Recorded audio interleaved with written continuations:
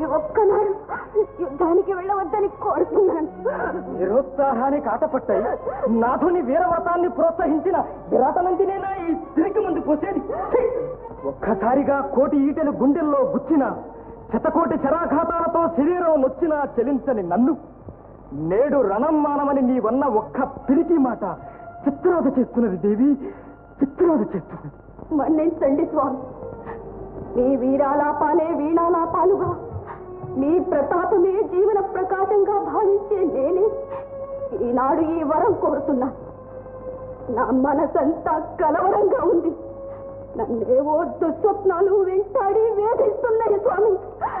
దుస్వప్నాలకు బెదరటం దుర్బల హృదయాల లక్షణం. ధీరులెన్నడూ వాటికి చెలించరు. రానున్న సావు భయపడితే రాకమానుతుందా? మహావీరుడైన మా నాన్నగారికి మారుగా నేను వారి భారం వహిస్తానని మహారాజుకు మాటిచ్చాను. నాయక మర్యాదలు అందుకున్నాను.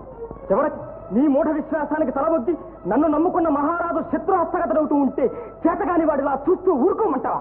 స్వామి, నేను రాలిని చేతులు జోడించి అర్థిస్తున్నా, నా మాట కాదనకండి. నీ అశ్రుపూరిత నయనాలతో అనునయాలతో నా కర్తవ్యాన్ని భగ్నం చేయకు.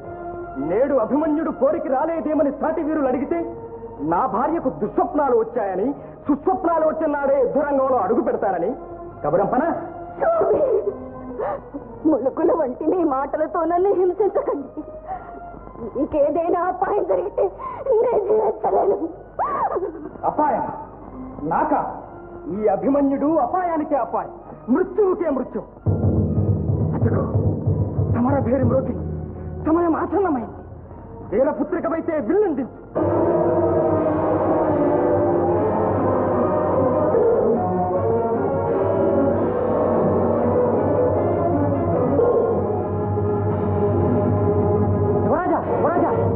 మర్చిపోయారా?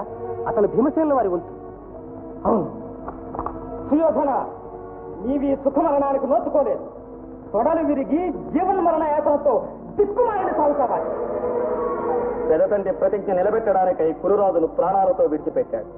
కాకుంటే కౌరవ పాండవ సంగ్రామం నేటితోనే సమాప్తమయ్యింది. వారి ధర్మదీక్షే వారికి రక్ష. కొండతో పొట్టేలు ఢీకొంటున్నట్లు అభిమన్యు కుమారుడితో లక్ష్మణ కుమారుడు మార్చుకుంటున్నాడు. జీవించదలుచుకుంటే నా సముఖానికి రాకు. నా జబ్బలావుకు వీరాధి వీరులమని విర్రవీగే నీ అబ్బలే తప్పిపోయినారు. నువ్వెంత, నీ బ్రతకంత. ఇది ద్వారకా నగరం కాదు, కురుక్షేత్రం.